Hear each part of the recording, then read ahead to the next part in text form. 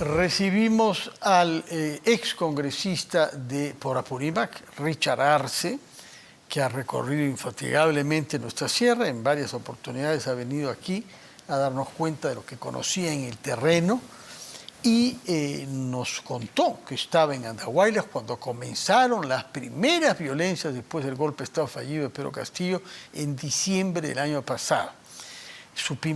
Sabemos que después de las violencias en Andahuaylas las hubo en Ayacucho y finalmente en Juliaca, Puno, donde hubo la mayor cantidad de muertos. La pregunta que le quiero hacer es, ¿qué ha pasado para que el clima de convulsión y de violencia se haya en general apaciguado en el país, comenzando por Apurímac? Ya sabemos que no estamos en un paraíso en ninguna región del Perú, pero no hay carreteras bloqueadas y la gente puede trabajar, pueden entrar y salir. Y sin embargo, eso sí se mantiene en Puno. ¿Cómo explica usted la particularidad de Puno? Un factor muy importante, Fernando, ante todo, buenas tardes, es entender que la conflictividad no ha terminado. No se abordó de manera integral la atención de las principales demandas que se sostenían en el sur, básicamente, y que desde la clase política han tomado como estrategia postergar el problema, en palabras sencillas, ¿no? Patear el problema para adelante. Y eso me parece totalmente irresponsable. Y eso ha generado que en regiones como Puno, por ejemplo, donde no se suspendieron la actividad de protesta, el día de hoy tengamos consecuencias lamentables, ¿no? Que ha significado inclusive la muerte, en este caso, de 6 militares, 6 soldados con los cuales nos tenemos que solidarizar, sobre todo con la familia, pero es evidentemente una consecuencia directa de la conflictividad. El Congreso de la República no aprobó el adelanto de elecciones y esa circunstancia ha hecho que se mantenga vigente justamente la conflictividad. Ahora, hay varias variables que entran en juego, ¿no? Hay temas determinantes y parecería hasta banal la apreciación, pero si uno conoce el contexto, por ejemplo, el tema de la actividad económica y el tema de los carnavales juega un rol muy importante. Sí. En tanto a la actividad económica, en el mes de enero había la posibilidad, mucha gente, es periodo de vacaciones escolar, sí, pero también es un periodo muy interesante, mucha gente migra de la sierra a las ciudades o inclusive vienen a Lima para buscar un trabajo, para hacer una especie de caja para que puedan sostenerse inclusive en el año. Entonces era un mes donde se podía movilizar, pero febrero ya no tanto, porque ya empiezan las actividades inclusive agrícolas que tienen que regresar. Recuerda bien que esto es una movilización rural. Esto en realidad es un fenómeno social muy importante y la apreciación errada que tienen nuestras autoridades pensando que solo son vándalos, que son sectores radicales. Por supuesto que hay infiltración, pero no podríamos llegar a ese extremo. ¿Infiltración de quién? No, ha habido infiltración evidentemente de gestores de interés, ¿no? Desde economías ilegales que han pretendido aprovechar. Imagínate, no hay policías en las carreteras están bloqueadas. Evidentemente es un corredor abierto para que se pueda desarrollar actividades económicas ilegales, desde el narcotráfico, la minería ilegal. Es un escenario perfecto. El contrabando, que nunca tuvo muchas dificultades. Entonces ahí podríamos entrar justamente al tema de Puno. Y en el caso particular de Puno, lo que tenemos son problemas bastante complejos. Tú habrás escuchado de la Rinconada. Sí. Es una especie de viejo oeste donde no hay, es una tierra de nadie, donde no hay un control.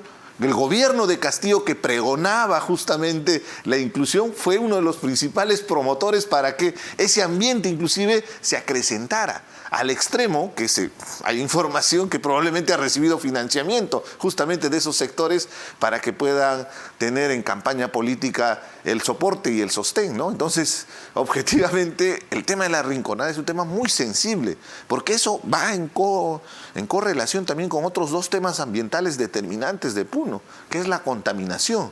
Por la misma característica geográfica del altiplano. Contaminación del lago, dice usted. Contaminación del lago, pero también de las cuencas. Me refiero a la cuenca del río Ramis y la cuenca del río Coata, que es muy importante abordarlo. Por la minería ilegal. Una parte, pero sobre todo también por el crecimiento demográfico. Son ciudades donde no se han diseñado el sistema de saneamiento, el sistema de tratamiento de aguas servidas, el tema de la provisión de agua potable. Por la misma naturaleza, o sea, generalmente las ciudades tienen pendiente y es una cuestión de hidráulica elemental para poder entender cómo se puede trasladar los colectores de aguas servidas, por ejemplo, pero en una ciudad que tiene una superficie plana es bien complicado, entonces requiere de tecnología, de inversión. El Estado ha hecho muy poco durante años.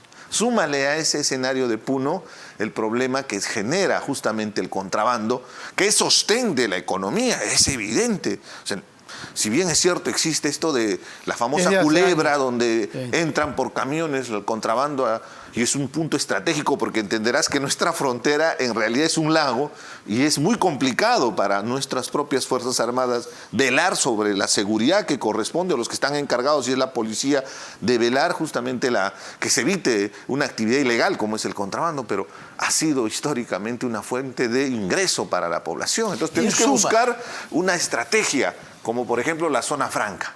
¿Por qué no tenemos una zona franca en Puno como sí tenemos en Tacna? Esa podría ser una salida estratégica para los problemas. Pero ¿a quién se propone eso? Porque el problema que hay en Puno es que no hay interlocutores dispuestos a dialogar con el gobierno, porque lo que piden, sobre todo, es que renuncie Dina Boluarte. Hay una agenda política innegable. Por eso es que es muy interesante lo que ha hecho la presidenta de plantear un shock de inversiones, le han llamado Punche Puno, me parece muy interesante, pero esto está desarticulado a un tema de fondo que justamente está correlacionado con esas demandas sociales que se manifiestan en la calle, que es una plataforma política, el que se vayan todos. Y ese que se vayan todos tiene que tener un procedimiento ordenado, pues Fernando, no puede ser tampoco que el día de hoy renuncia, cerramos el Congreso y simplemente descabezamos la autoridad y el gobierno en el país. No podemos llevar el Perú a una anarquía, pero sí se requiere inexorablemente que se dé el adelanto de elecciones para tener una salida a esta profunda crisis, para descomprimir esta conflictividad que ha llegado a extremos justamente de violencia, y lamentablemente tenemos víctimas. La cantidad de muertos no es aceptable en una democracia y nos tiene que cuestionar, porque es importante buscar justicia para saber qué es lo que ha sucedido, incluido lo que ha sucedido el fin de semana con los militares, para identificar a los responsables penales, pero también hay responsabilidades políticas, que eso es innegable, que no se está asumiendo. Entonces, frente a esta circunstancia, evidentemente, mientras no se articule justamente la atención de esa demanda que ha planteado la población, que tiene como expectativa, cualquier iniciativa de inversión, de desarrollo, va a estar desarticulada. Entonces, porque la gente no va a entender. ¿Cómo se podría actuar? ¿Qué recomendaría usted? Usted es un hombre que ha sido mediador en conflictos sociales graves, complejos, vinculados a la minería en particular, pero no solamente. En el caso de Puno, ¿qué estrategia cree usted, qué lineamientos ve usted para que la situación actual, que es la de no se habla, no, se da lugar a alguna forma de diálogo? Fernando, el problema es Puno en este momento. Sí. Pero desde mi punto de vista está latente, está en latencia justamente la conflictividad en regiones como Apurímac, como Cusco, y han anunciado en el propio corredor minero para el día de hoy, inclusive han bloqueado en la provincia de Canchis, que es justamente vecina con Puno y que tienen mucha relación. O sea, la gente se moviliza para ir a Cusco. Sicuani es un punto de intermedio que justamente pertenece a la provincia de Canchis. Entonces, a lo que voy es que es importante que el Congreso entienda de una vez por todas que han perdido la legitimidad para seguir gobernando, y por propia responsabilidad. Se cayó el gobierno de Castillo involucrado en actos de corrupción, pero ellos fueron cómplices durante 17 meses. Ahí están los niños y ahí está la incapacidad, la anomia que hubo en ese Congreso para no accionar políticamente con los mecanismos constitucionales que tenían. Entonces, en ese escenario, definitivamente, al haber perdido credibilidad, y también esto arrastra al Ejecutivo, porque no solamente es el Congreso, no hay otra alternativa que el adelanto de elecciones. Fernando, soy muy consciente de que eso no nos va a solucionar el problema, porque el problema es mucho mayor. Necesitamos una reforma política, por ejemplo, porque lo que estamos viviendo el día de hoy, Fernando, es una crisis de representación política.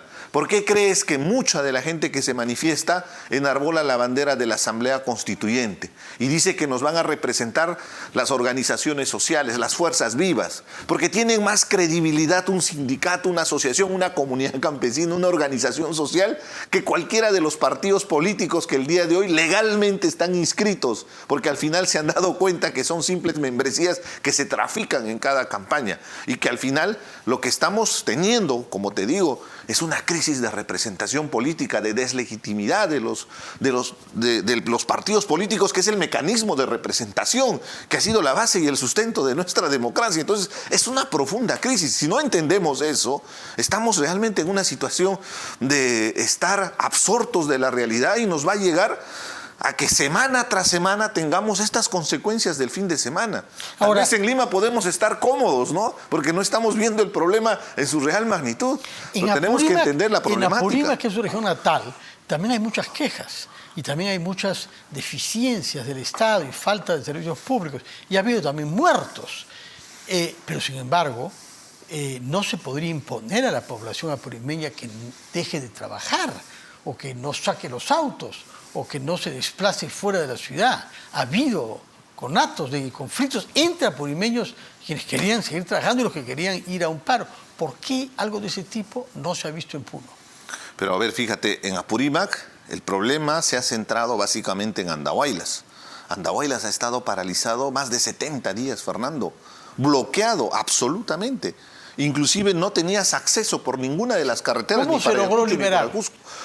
Simplemente es una especie de tregua que han anunciado los dirigentes sociales, que están representados por miembros del FENATE, que están representados por algunas organizaciones de comunidades campesinas, y que evidentemente han querido retomar el pasado 2 de marzo. Anunciaron retomar el paro. ¿Son dirigentes del FENATE? Hay dirigentes del FENATE. ¿Los ha mencionado usted antes que nosotros? Sí, claro, por supuesto. He visto, hay varios ahí del FENATE que eran parte justamente del círculo de Pedro Castillo. ¿Cómo ha sucedido que dirigentes del FENATE con ARE, ¿no?, que han tenido vinculaciones con Movadef de alguna parte, han logrado hegemonizar, liderar el movimiento popular social en una región como Apurímac, que tiene una larga historia de luchas sociales y que tiene unas organizaciones populares mucho más antiguas que el FENATE? Pero a ver, diferenciemos. Recuerda bien que el CONARE-SUTEP se forma justamente en contraposición del SUTEP tradicional, porque evidentemente ahí también hay otro serio problema de representación gremial del sindicato de los maestros. Entonces, ahí se mantiene dentro del CONARE-SUTEP hay muchos maestros, sobre todo en el sur, que estaban en esa línea. Ahora, estigmatizarlos como si fueran parte del Movadef es un craso error. Yo no he dicho parte, pero en general. Ha habido, no, pero es que es importante hacer esa diferencia. Y FENATE ha sido inspirado en su momento por Movadef, ¿no?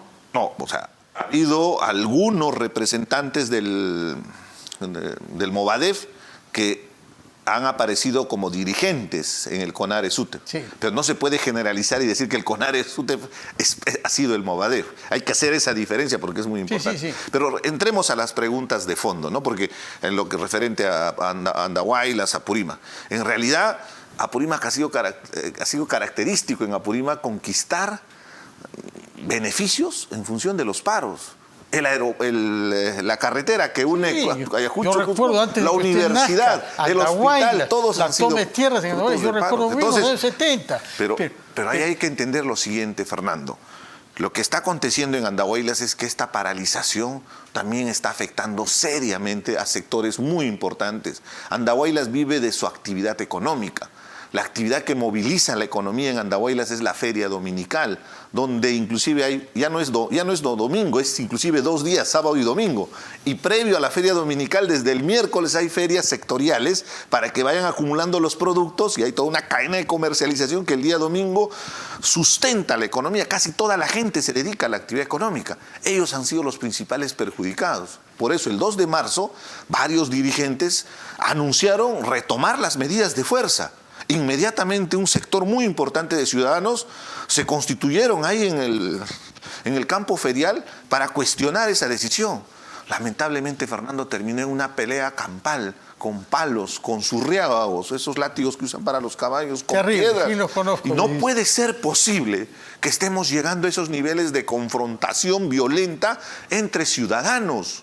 Y eso es la consecuencia justamente de las decisiones políticas, porque hay un sector que quiere retomar el paro, hay otro sector que no necesariamente está a favor o en contra del tema político, pero está viendo su necesidad real, objetiva, que es justamente la subsistencia de sus familias. Son personas en mucha precariedad porque viven del día a día. Entonces, llegar a ese nivel de confrontación es principalmente, yo creo que el objetivo que en este momento debería tener la clase política, entender que podemos llegar a un enfrentamiento entre ciudadanos. Eso no puede Terrible, ser posible. los riesgos están clarísimos en Puno y en el resto del país. Hoy se celebran 90 días desde el golpe de Estado fallido de Pedro Castillo y en consecuencia 90 días también de la entrada en funciones de Dina Boluarte.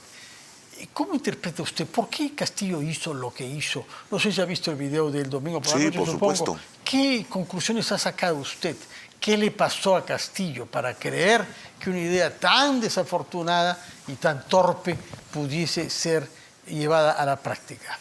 Lo primero, Fernando, es que hay que afirmar que Castillo y su gobierno han sido un grupo de farsantes que han ido construyendo una historia de victimización como argumento que sirvió de pretexto para cometer actos de corrupción. Porque recuerda bien que antes de que salga esta denuncia periodística, diríamos, de los dominicales, se ha contado toda una historia, sobre todo en el sur, de que Castillo había sido drogado, había sido dopado, que no estaba consciente, que lo han coaccionado, que él no era consciente de lo que estaba leyendo. Y Fernando, mucha gente lo ha creído. Mucha gente lo ha creído. Miles de personas que se manifestaban en todas estas marchas. Que había sido drogado por alguien. Justamente. ¿Y quién era? ¿No era Guido Bellido, actual congresista?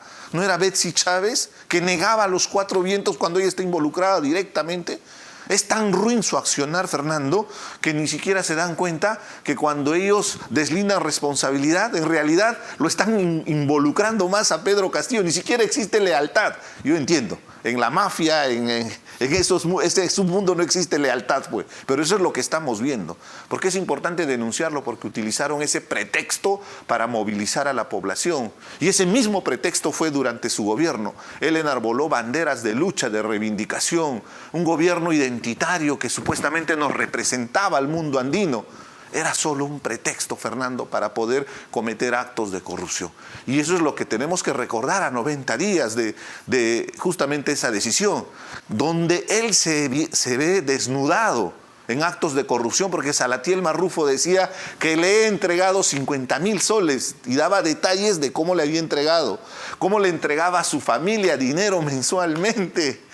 Y todos los detalles, recuerda bien a Sada Boray y todos estos empresarios mafiosos que pagaban justamente para coimas, los generales en los ascensos. Entonces, lamentablemente, se ha pretendido construir también una historia, una narrativa que ha llegado al extremo de que presidentes como López Obrador en México o Gustavo Petro en Colombia crean que Pedro Castillo no hizo ningún golpe de Estado, que más bien a él le hicieron un golpe de Estado.